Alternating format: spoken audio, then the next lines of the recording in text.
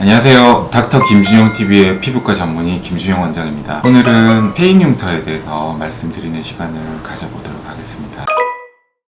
흉터의 종류가 페인 흉터, 그리고 튀어나와서 있는 거를 윤기가 돼 있는 거를 비유성 흉터, 그리고 평평한 흉터 이렇게 구분을 하는데, 그 중에 이제 페인 흉터는 피부 밑에 부분에서 조직이 조금 줄어들어서 이제 이렇게 함몰이 되는 거를, 여드름 때문에도 페인 흉터가 생길 수 있고 깨지거나 아니면 꼬매거나 이렇게 해서 페일 수도 있고, 그다음에 또 감염에 의해서 수두, 대상포진, 단순포진 이런 바이러스 질환에 의해서도 이제 피부가 파이는 그런 현상이 일어날 수 있습니다. 흉터는 어느 정도인지에 따라서 이제 다양한 치료법들이 되게 많아요. 전통적으로 하는 프락셀 계열의 레이저랑 주사기로 밑에 부분을 이제 박리를 하는 서브시전 이런 시술을 많이 하고요. 그리고 최근에는 밑에 부분에 볼륨을 채우기 위한 이제 그냥 필러라든지 주베로 이런 것들을 곁들여서 하는 경우가 많아요.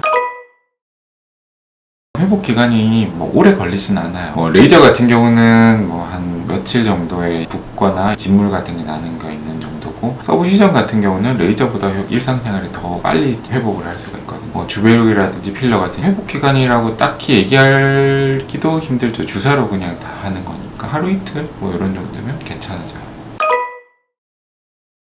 흉터는 완전히 없는 것처럼 한다는 거는 꽤 시간이 많이 걸리거든요. 그래서 횟수를 딱 정해놓고 하는 게 아니라 할 때마다 조금씩 좋아져요. 조금씩 이제 파인 흉터 같은 경우는 꺼진 부분이 윤기가 되는 게 계속 보이거든요. 그래서 한 달 간격으로 한 번씩 할 때마다 점점 살이 올라오는 걸 보고, 요 정도 올라왔으면 만족을 한다, 요 정도면 괜찮겠다 싶으면 그때 중단을 하시면 돼요. 보통 평균적으로 한 2회에서 4회 정도.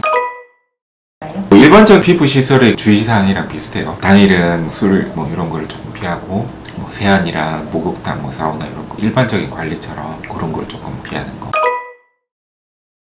지금 말씀드린 페인 흉터 같은 경우는 민감한 분들도 그냥 봤는데 크게 무리는 없어요. 자극이 되는 레이저를 좀 적게 하고 나머지 다른 시술이 훨씬 더 중요한 역할을 하기 때문에 받는 데는 상관이 없어요. 다만 여드름 파인 흉터 같은 경우에 피부는 또 이게 얇고 민감한 분들, 그런 분들은 할 때 레이저를 세기 조작을 조금 하면서 이제 주의를 해야 되겠죠.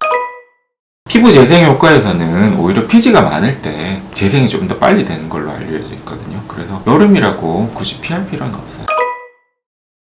흉터의 재생 과정을 이제 설명을 드려야 되는데, 처음에 이제 한 일주일 정도는 염증기라고 해서 염증 반응이 있고, 그 다음에 증식이 되는 이제 표피가 이제 덮이고 혈관도 자라고 콜라겐 생성이 이제 시작되는 단계가 한 4주 정도 걸리거든요. 그 생성된 콜라겐이 재배열되면서 피부가 평평해지고 이렇게 차올라오는 게 완성이 되는 게 한 6개월 정도 걸려요. 그래서 예전에는 흉터 치료를 6개월이나 1년 정도 뒤부터 하라고 그랬는데, 그 시기를 조금 빨리 당겨서 하는 것도 괜찮거든요. 물론 흉터의 종류에 따라서 치료 방법은 완전히 틀려요. 파인 흉터 같은 경우는 빨리 하든 천천히 하든 크게 관계는 없고, 안전하게 한 3개월에서 6개월 정도 일어난 다음에 해도 괜찮아요. 튀어나온 흉터, 그런 것들은 튀어나온 게 이제 과반응 때문에 그런 거니까 흉터 반응을 조금 줄이는 주사를 빨리 맞는 게 좋거든요.